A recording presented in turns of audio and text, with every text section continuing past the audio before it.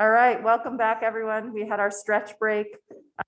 We are going to continue our conversation about what are we going to do.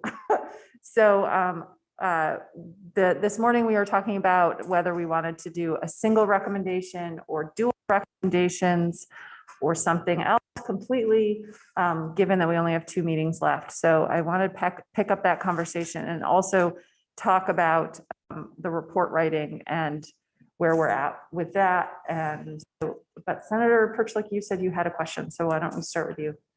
It's a very simple question. It's just on the different writing assignments that you suggested that we do. Yeah. Is that a verbal thing? I remember what you told me to do. I sent an email to There is everyone. an email that Yeah. described more You detail. were supposed to write something about school construction. Right, and I remembered that part, but I didn't know if the email gave more detail or if that's the detail all there is. So the email I can't remember what I said in the email specifically. It did not have more detail. I think it was just a list of things. And, but it was really to lay out, I tried to assign things that you all knew something about. Yeah. So you're the school construction expert on the committee. So you can sort of lay out what's going on with that. Right. My understanding, there's another process that's working through that, Right. and that we want to acknowledge that's happening and support that that's happening, not mess with it, but know that that's actually part of equity for schools is their facilities. And that's a huge issue right now. Okay. So if you could write a draft and then send it to me. And some of you were writing different things and sending to Emily. And I did, Senator Hooker, get yours on early childhood. I can't remember if I told you I gotten it yet, so thank you. And so we were gonna put these all together.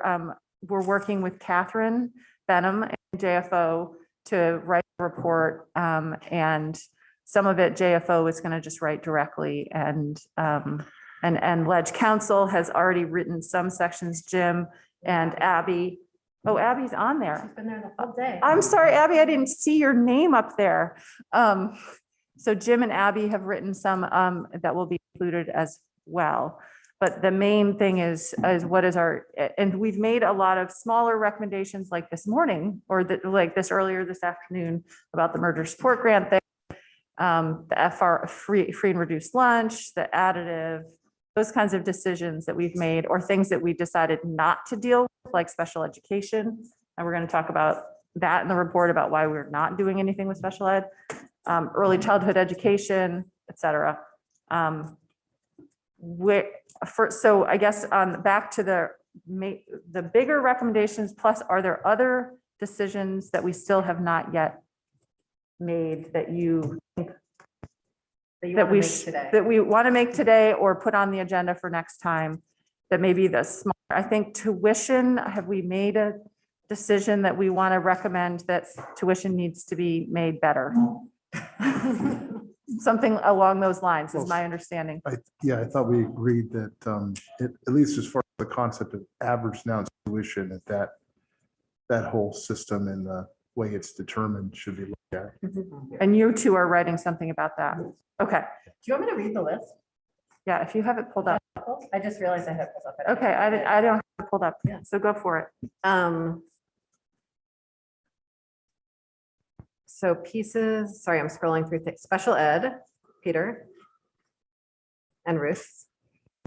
English language learning is Ruth and Catherine. Cost equity is me and Deb. Evaluation, Randy and myself. Excuse me, I'm using first names because that's what's on my list and I can't translate quick enough while I'm reading. I'm writing about poverty measurement. I haven't done that yet and should. Myself there. Pre-K we talked about, school construction we just talked about, ACEs and trauma. Representative James has talked about tuitioning we just covered, income taxation, working on EQS. I believe that you all are working on that one. Small schools, population density. Peter. I don't think I assigned that to you. So your list is slightly different Oh, than the okay. email I sent out. Great. Is someone assigned to that? I don't think we ended up, because we hadn't talked about it yet, Right, but Peter, Peter, can you you do and that? I can write that one. What was the topic? Small Schools, population. Population. You and I can write that Okay. one. That's yeah. Mitigation, recalibration. That's it. I mean, there's other stuff that's in the table of contents that Catherine will lead on, or Ledge Council. So Um, I think, evaluation is how we know that what we did made a difference. oh, I think I gave you another one, Andy, in the email. I gave you another one that's not on the list, because You assigned, well, the list sent out assigned Act 173 to Peter and Andy and then. yeah, because that was covered in the education committees. That's why I put you two on that one. So, and then whichever one of us in parentheses was Who we send it to? who you send it to, or who you ask questions of, if you have any. Just trying to divvy up the work. Does this make sense? And again, a paragraph, We differ a little bit on that. 2 paragraphs. I'm more in the, make sure you cover all the bases things, and we can edit it down if it's too much. Emily only wants a paragraph for hers, okay? Andy? Have a table of contents now, or is that just, that might be helpful just to see. Yeah, we or an have, outline. that's a good point. We have a draft of a table, I'm looking over at Catherine, a draft of a table of contents, but it doesn't include everything yet. But why don't we work on that and send it out to you guys to make sure that it covers some of these things that we've just assigned you to, because the table of contents doesn't have all of these things in it yet, but we will. Thank you. Senator Brock. Just a question, in the report, will the report include a glossary of terms? Yes. Yes, I think that was something you had asked for, and was it Jim? Were you going to work on that? I think you're gonna have Senator Brock put together that. Glossary of terms, we're going to put that on Randy's plate. No, I think both I will- Abby will and Jim. Withdraw that both- request. yeah, I think we'll have some sort of glossary of terms. JFO can probably, and. Okay. So back to any other details that maybe we haven't decided on that we need to, Emily. Before that, deadlines are super helpful, for Yes. me at least, so I know really prioritize something. So what is a reasonable, does everyone feel that they can get text in by the end of next Can I ask week? a question? Yeah. And that is that the draft text or outline of what it is we're thinking on each of these subjects will be produced. Is the intent then to take that input after it's been discussed by the committee and give it to someone, say, in Catherine. Catherine? Yeah. Who will then put together the final report in English? So once we all include our sections and JFO and Ledge Yeah, I Council, just want to know who was doing they're what. gonna take care of making sure it makes sense together as a full document. And formatting and all of that stuff, and running it through editing, I would assume, to make sure we're consistent with our grammar and spelling and all that, right? Is that how it works, Jim? Okay, thank you. So yeah, it will go through that process. Kath, Representative Small- James. Yeah, small question. And then we go through, I'm just looking at the, the executive summary Yeah, and making sure we hit everything. So we should probably mention in there that we are not recommending any changes to transportation, right? Did we talk, we didn't talk about that? And The executive summary of the factors report. yeah, and then Tammy had, or Dr. Colby had talked about early college and we never took that. Oh, we were, so. Yeah. there's, Go ahead. Somewhere, sorry, somewhere in the table, somewhere on some document related to the table of contents is sort of the list of things we're not going to do, and CTE is in that, CTE and early college are sort of top of that list of things that clearly implicate all of this and are so beyond our capacity right now. yeah. Yeah, I just wanted to make sure we were Thank you. cross-checking It sounds like we are. We've been cross-checking the enabling legislation a lot and haven't cross-checked the executive summary as much, so thank you. for Yeah. doing that. Yep. Um, Oh, right, yeah. And the- 13 cross-check. Exactly. That's what we've been looking at to make sure and so just speaking to that, we will have all the people we're supposed to consult with back in to testify another time, probably at our next meeting, about their feelings about what where we're heading. So that's VSBA, NEA, VSA, VLCT, they're on the list too, and AOE, and there's the private, the Independent Schools Association, I think that's all of them, back in. We can have Professor Colby to come back in to give us her final thoughts. And anyone else that you want to hear from again and that we haven't, it's not listed? That's sort of, What about the secretary? yeah, AOE, the secretary will come in. Yeah, yeah. I mean, we've had Brad here the whole time, but he's not representing the full opinion. He's doing our numbers basically. I don't know what you're doing here, Brad, but you're here. So yeah, we'll have the secretary come back in. Anyone else? Okay, so back to the conversation. We do have 3 members of the public who want to testify, or 3 public comments, but they're not yet. So I want to take the next 15 minutes to really see if we can solidify more of what we're doing, or what questions we need answered, or what data we need before we can make a decision. Senator Perchlik. I think the evaluation part is going to be very important, and I'm not clear, are we just going to say that's an important part and needs to be worked on, or do we think we're going to have recommendations? I think we're going to have recommendations. Senator Brock, do you want to talk about a little bit what you're doing about the evaluation, and as you're working on writing something up? Yeah, well, on the evaluation, I'm focused on going back at some period of time and still debating what that period of time is. And starting with the purposes and objectives of what it is our report is covering, see, did we achieve those goals and objectives, both in terms of at some point in the future, did we accomplish what we intended to accomplish, and are the costs consistent with what we thought they would be, or are there variations? My first, and the discussions I'm having right now are with the state auditor's office about treating this as a performance audit under generally accepted government auditing standards, so that they're actually standards that you can measure the way you go about looking at whether or not you've achieved those results. And so that's where I am right now. Great.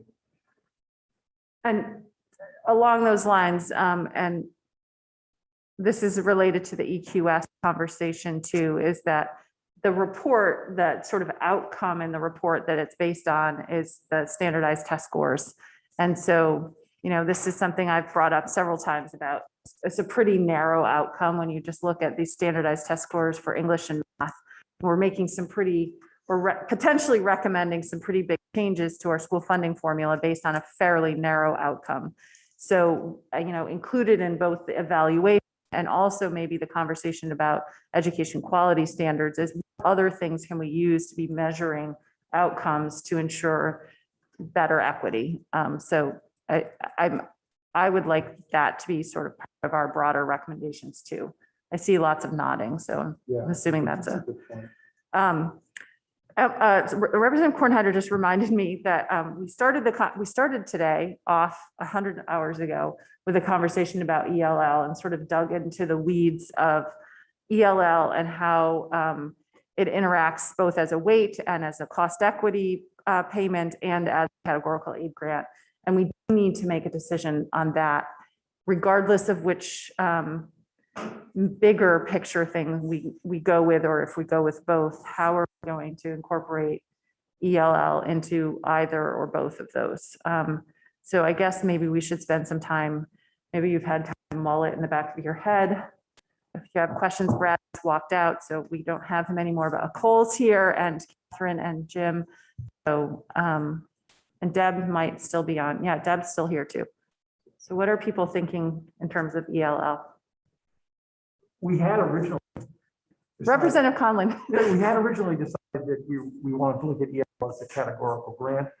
I assume that many of us are still in that position. I certainly am.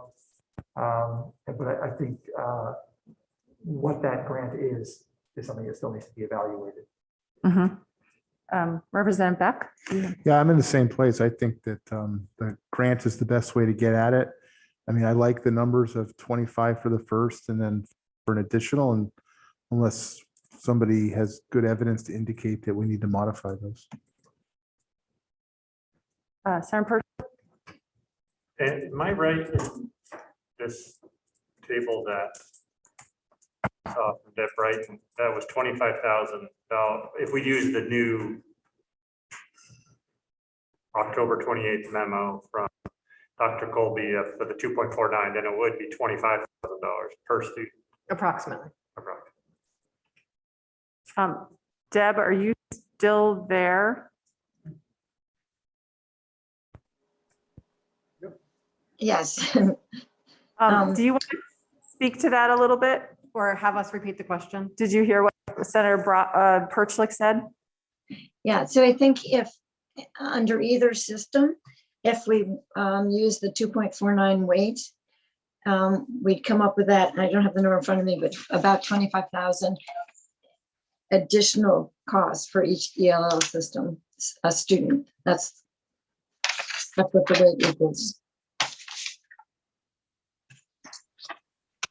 And that's based on the 2.49 weight, and that's based in Right, Deb backing into that number. right. I guess I would be similar to what I think Representative Beck just said, that I like the system. I don't know what the number is. Mhm. You know, if it's this number or the number that was proposed earlier, but I also like the methodology of a number, no matter how many students you have. So if you have 2 students, you have enough money to hire somebody, and then a number on top of that. Mhm. I'm not sure how we figure out that number. Yeah, so we can, I agree that, you know, one of the things we need to figure out if we're doing the categorical aid grant is what's the right amount. And I don't know if 5,000 is the right amount. The way that that was determined was based on looking at what our school district's budgeting right now for ELL. What are they reporting their spending? And then also looking at what other states are giving for additional amounts for ELLs. So that's, and then it was also looked at the original weight categories that we were using, which were the district level weights, which are before the recalculation. So it's very different now. So that's sort of not part of it anymore, but really looking at the actual spending plus looking at other states. There are certainly other ways to come up with that amount. We can ask the researchers, their methodology is different than coming up with a categorical aid amount. So I don't know how much they would be able to, if they would be able to do that separately for us or not. We certainly can ask them. I just want to go with somebody. Representative James, did you have something? Oh, no. Are we- Yes. Are we all just taking turns talking about ELL? I can go. Yeah, go ahead. It's my turn. Your hand was like this, so I thought it was up. It was up. Okay. It is up. Yeah, so I guess, you know, ELL is the part that is one of the parts I've really struggled the most with, as you guys know. And I'm really interested in sort of the philosophical underpinnings of the categorical grant model. It makes sense to me on a lot of different philosophical and sort of equity lines of thinking. So I totally get it, and I'm very interested in it. What I feel like I haven't had enough time with is, you know, and I understand too how I believe it helps and really benefits a lot of the smaller districts that don't serve as many ELL students. What I want to make sure about, and I just haven't had time with the numbers, and I really would love to think it through more or talk it through more, is I'd be very concerned about moving to a model that has a negative net impact on some of our districts that serve the most ELL students. So when I scan through and I feel like I see, you know, Winooski going into red, I get worried. They're only, if you add in the categorical aid grant, they don't go into the red. And that's where I haven't had enough time. You know what I mean? Like, Yeah, the net is the problem. so what I'm interested in is the net. And as, you know, as long as our districts that are serving the most ELL students and, you know, therefore playing a huge equity role in our state are not losing out overall, then I think this model could make sense. And that's where, you know, like I said, I haven't looked, you know, had enough time with the numbers, I guess. And so I just want to make sure that we're not hurting the districts that serve the most students while we're trying to help all the other districts. Mhm. Representative Kornheiser. That was really well said, Representative James. I think the philosophical underpinnings of a categorical grant and how it guarantees that these resources get to the students who need it, and we've said publicly need it, and that we're federally obligated to meet their needs, is really powerful and important. And I think the minimum capacity piece of districts, that's not just districts, but districts that serve a small number of English language learners is really important. The exact number still feels very confusing to me. I think that we made the best possible estimate with the data that we had when we made that estimate, and I think it makes a lot of sense. And when we get sort of, if we're going to get cost equivalency numbers to use for the cost equity model, I think that might be another way to sort of ground truth the numbers that we have as we continue. I also think, you know, quite frankly, no matter what number we put in for a categorical grant that we enter the legislative session with, that number is going to be tweaked all back and forth anyway. And so I don't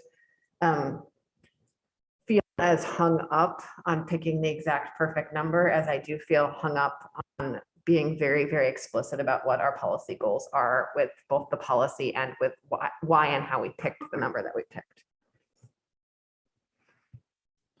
So, Senator Perchik. I was just going to say that one option, which has its pros and cons, is to,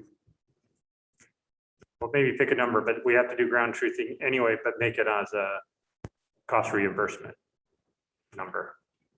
And maybe do that for the first few years to see what the actual cost is when they, like we do with transportation.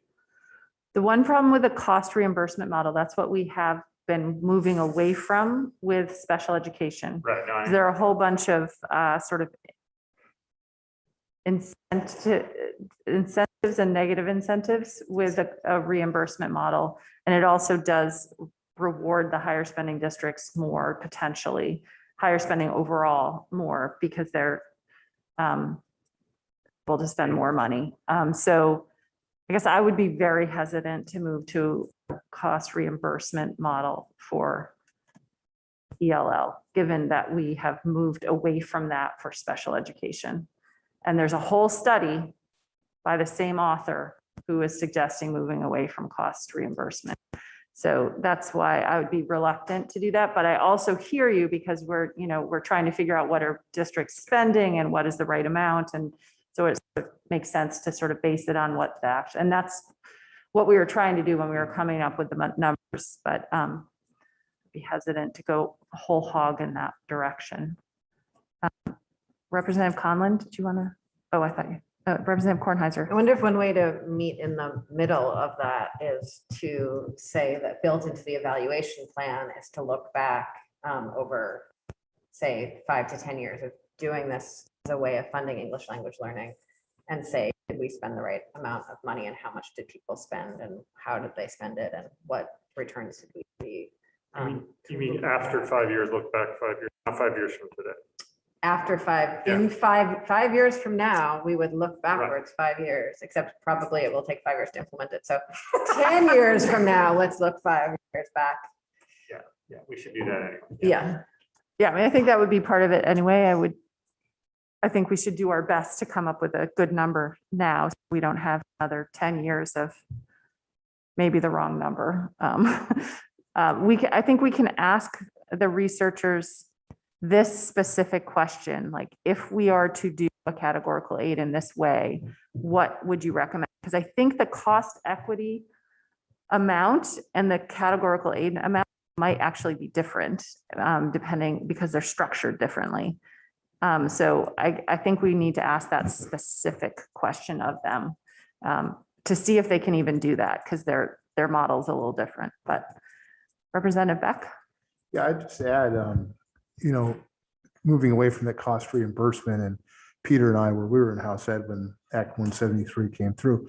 And I mean, Act 173 only works if districts are using best practices in dealing with their special education children. And I would say that, what we found out is that a lot of best practices weren't being followed in Vermont across the whole state. So if we kind of have any kind of assessment of whatever the right number is for ELL, it should also include whether, in fact, we are using best practices, the most efficient, most impactful practices for ELL across the state. Thank you for mentioning that. That's a really great point and important part of Act 173. And I think that that is definitely something we should include in our report. And the other thing that we had talked about early on that this reminded me of, and the sort of the concept of best practices is, I believe, Brad, maybe you can correct me if I'm wrong, there's only one ELL consultant at AAB. Yeah, and I'm blanking on his name, but he came in. But he came in and testified to us, I think, in July. And I think part of best practices is to make sure that the districts that do have ELL programs and students to serve have the support that they need and guidance they need. So at one point we had talked about making recommendations for providing additional resources to AOE. And it seems that this is an area where they could probably use more resources to support the growing number of ELL students, not only the growing number of students themselves, but the number of districts across the state who have one or two or three and maybe aren't sure how to deal with it. Because they've never had them before. And so now they're trying to build new programs and need help. And so I think that I personally think that should be part of our recommendations too. And then districts that have a lot of ELL students are dealing with an increasing complexity of types of ELL students, languages and cultures.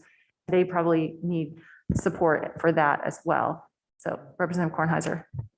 Jim, do you remember the last time the legislature really dove into English language learning? And how long have you been doing this? 7 years? Okay. Before my He time. said no, so That he doesn't remember the he last doesn't time. remember, and the last 7 years, he doesn't remember it happening. So are you suggesting maybe that's, Yes. Yeah. yeah, It's been a long time. It is time. yeah, it's time. So I think that could be part of our recommendation too, is we need to get more information and data and research on the English language best practices. Okay. So what I'm hearing is that the majority, maybe all of us are comfortable moving toward a categorical grant for ELL. The big discomfort is the amount, and if we have the right amount, and then added on top of that, this sort of concept of additional resources, additional data, evaluation, best practices, et cetera. Senator Hook. I just want to make sure that, we have what our intention is put out there, and certainly looking at the discrepancy between the old weight and the new weight and that we saw with ELL, that those people on the ground understand where we're coming from. Because, we have heard from a number of people that they would prefer the weights and not, I'd like to hear, at least be able to talk to some of them to find out if knowing what we know now about how the weights would be calculated, the difference and the discrepancy in what the weight would be for ELL, if there is still a concern that ELL isn't going to be the appropriate way. Mhm, So I need to talk to more, mhm, a little more, be a little more convinced mhm. that this is the way to go. Okay, so another thing I'm hearing from you and Rep. James, but just sort of in general, is that we did get a lot of data and a lot of analysis this morning. As I was saying to Brad last night, one of the spreadsheets was kind of like an alphabet and number soup. And so we obviously need time to sort of absorb it. And we also need to, at the same time, move forward with reading the report and solidifying our recommendations and figuring out what we're doing at our next meeting. So are you comfortable with us moving forward with writing this up and with the things we all just talked about, with the complete knowledge that we can always change our mind next time and backtrack and do something differently? Senator Brock. Well, you raised the issue about categorical weight for ELL, for example, with not necessarily being comfortable that we know that we've got the right amount. Mhm. And the question is, where are we going to get the right amounts? Right, I think that I don't know that we're going to get the right amount by the end of our time together. We can ask the researchers this specific question of, if we are going to create a categorical aid, what amount would you recommend? And we can see what they say. I'm not sure they can give it to us in the time we're going to be together, but we can at least ask that question. And then we can also do all the sort of ground truthing and evaluations and studying and all that stuff that we're going to recommend in the report. Well, if the amount is higher or lower than what we anticipate, it's going to have an effect on the rest of what we do. Yeah. So that's my concern, that we're writing a report that is to some extent being written in the dark. Isn't that how we do all of our work?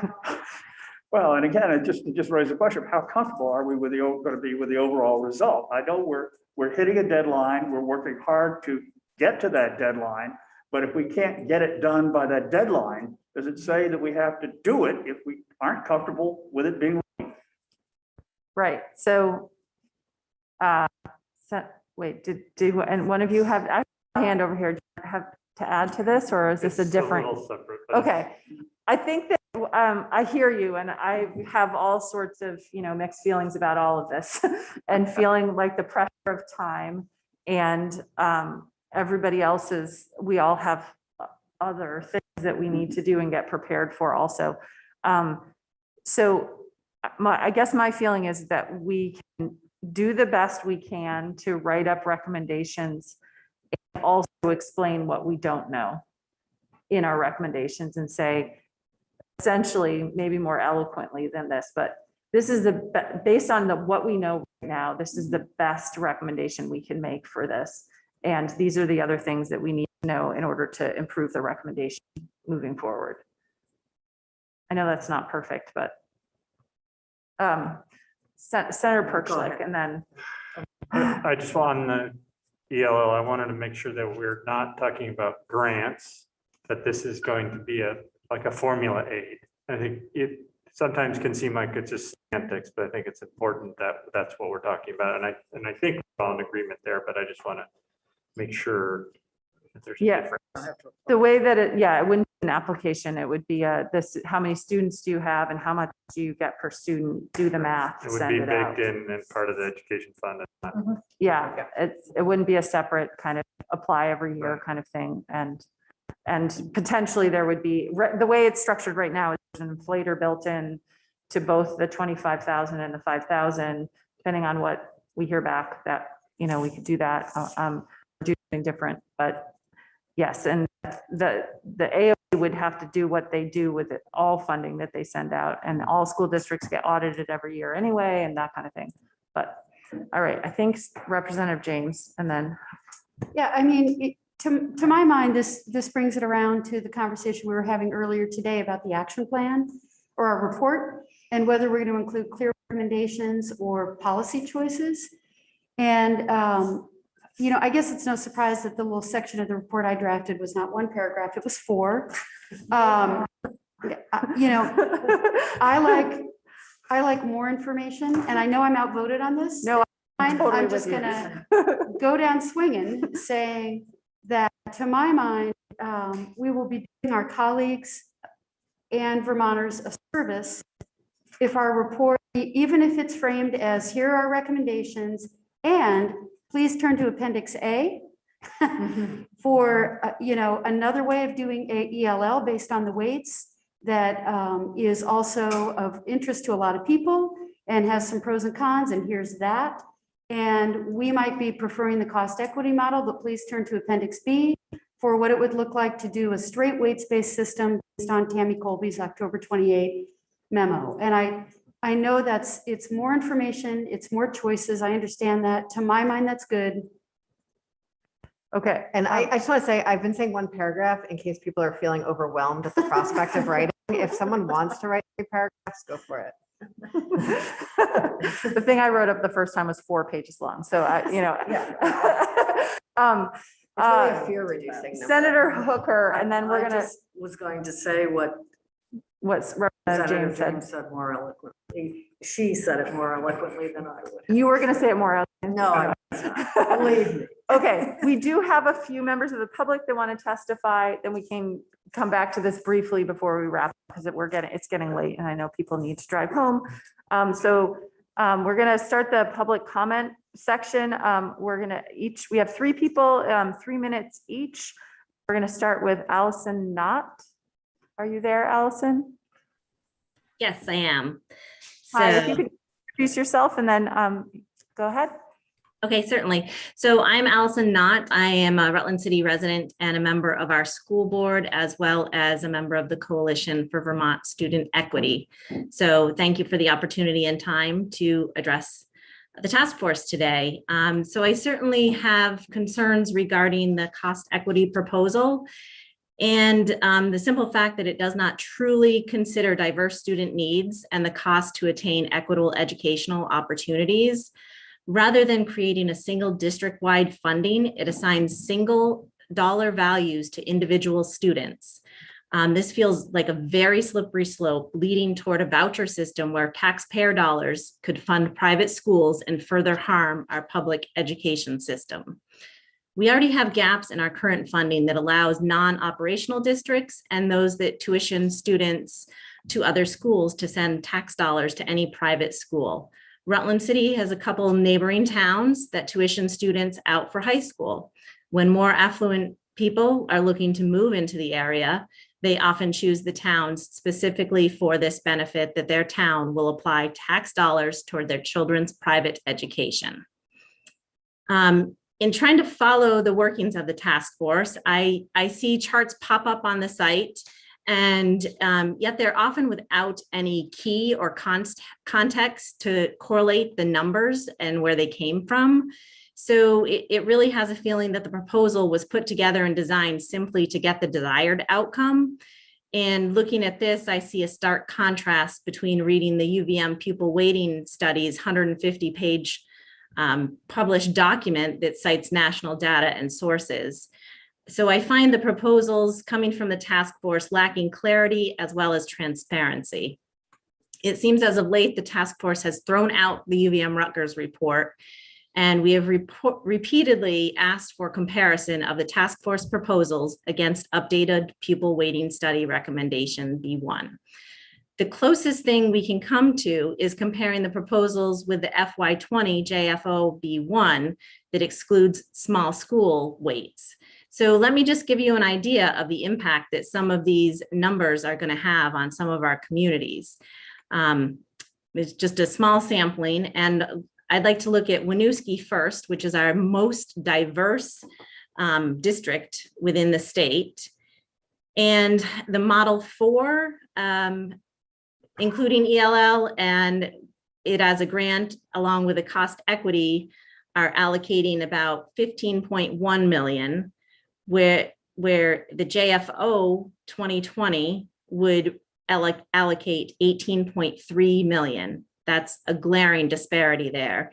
And then if you look a little closer at the tax rate impacts, Model 4 with ELL as a grant would be roughly $1.05. Model 4, including ELL weight, would be $1.32. Ms. Knott? Yes.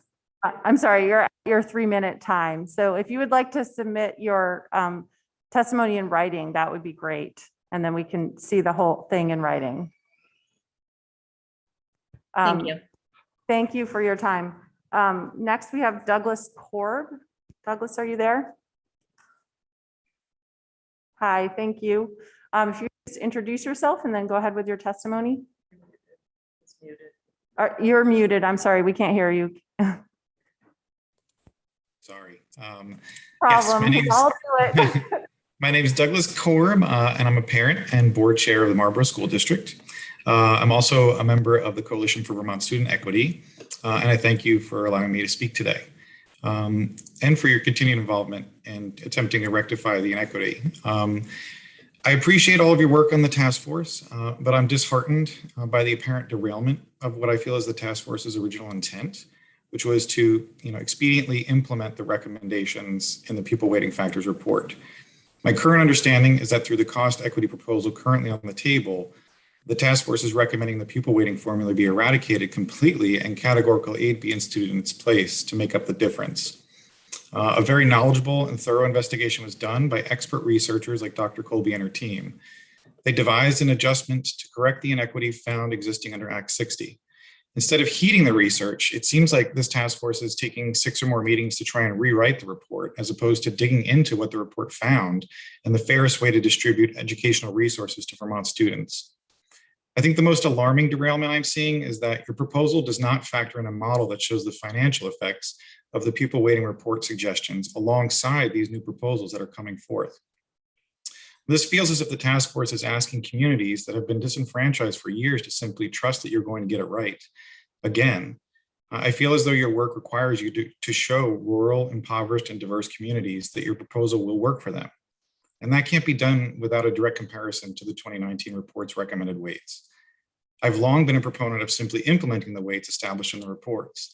The reason simply implementing the weights is important is because through that method, you'll see the most accurate and trustworthy rectification of the inequity. The populations that have been impacted by this are largely lower income, non-white families. The current proposal negates the ability to trust the numbers in favor of protecting communities that have had the largest share of the pie for far too long and are predominantly affluent and white. For 25 years, the most vulnerable populations of Vermont have been asked to do more with less, and then were later penalized for it through excess spending threshold mandates. Underweighted districts see your efforts to monitor distribution as a slap in the face. No one either monitored the overweighted districts these last 25 years or asked them to add red tape tracking to see if the dollars were getting to students. Underweighted districts like my own are anxious to work on decaying buildings and add back programming that other districts have not had to consider cutting. Abolishing and recreating a system that has developed over decades can't successfully be accomplished by one summer task force, nor should it. But one summer task force can do their job, as the name suggests, the task force on the implementation of the pupil weighting factors report, resulting in a pupil weighting formula that is equitable and achieves what Act 60 set out to do. You have the opportunity to be champions of equity to implement the corrected weights and take what is fair and equitable in our system over the finish line. And lastly, I'd be remiss if I didn't end by stating that board members and community members like me are feeling hurt that this task force has asked to hear from us and have us share our thoughts, but in the end, we seem to be consistently ignored as if we do not understand education funding. We are the people who live and breathe this budget, each budget cycle. Okay, thank you for your time. Thank you, and you're welcome to submit your testimony. Thank you for your time today. The last is Laura Sibilia.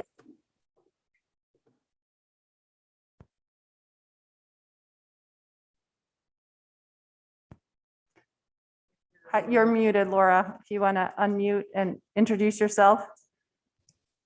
Good afternoon, colleagues. Hopefully my internet will hold up. Thank you for your work, your extensive work, and thank you for the opportunity to provide a brief public comment today.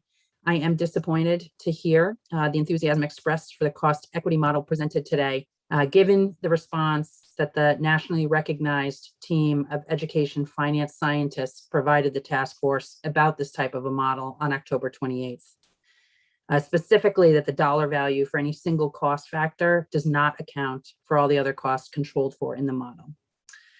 And also that it is worth noting if this type of model was to be implemented and recreated, the dollar amounts derived from such an estimation would need to be adjusted annually to account for differences in inflation and costs over time.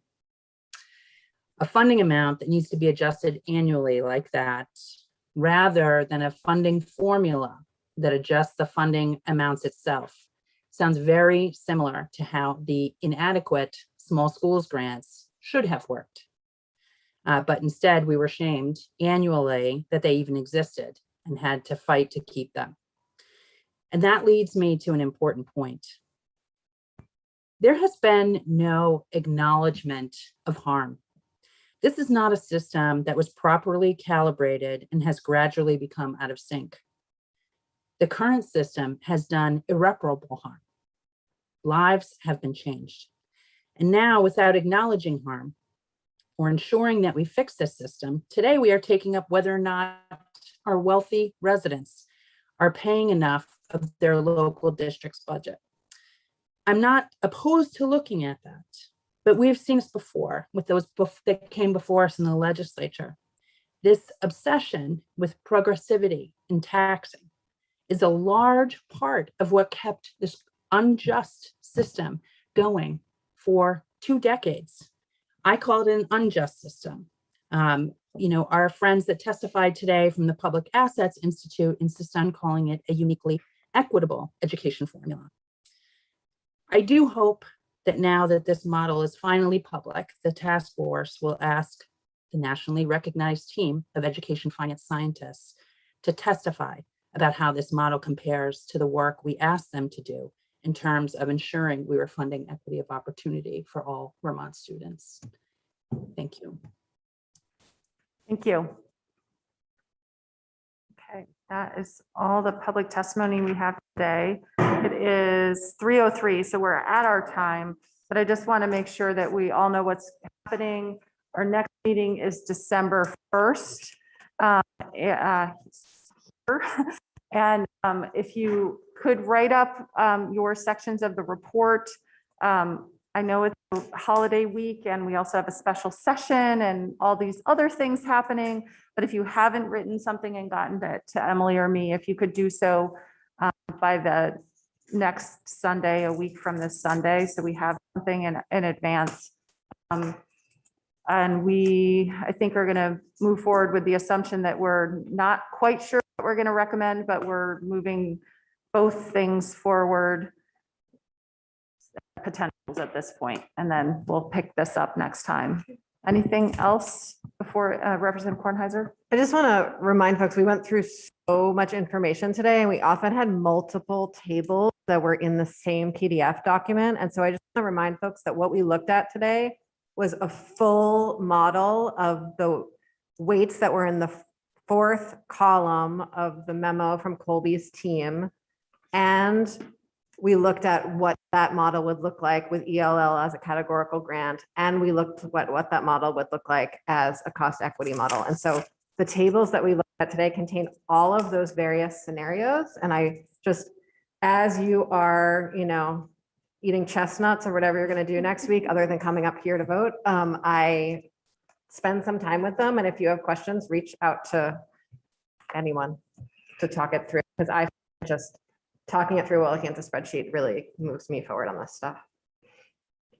All right, thank you, everyone. Thank you so much to our staff and to Brad from AOE and Sorsha, Catherine, Jim, Cole, and Beth. Okay. Thank you for just being here, listening to us all day. Did you take us offline, Sorsha?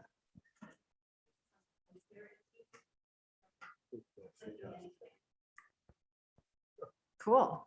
We'll just stay online.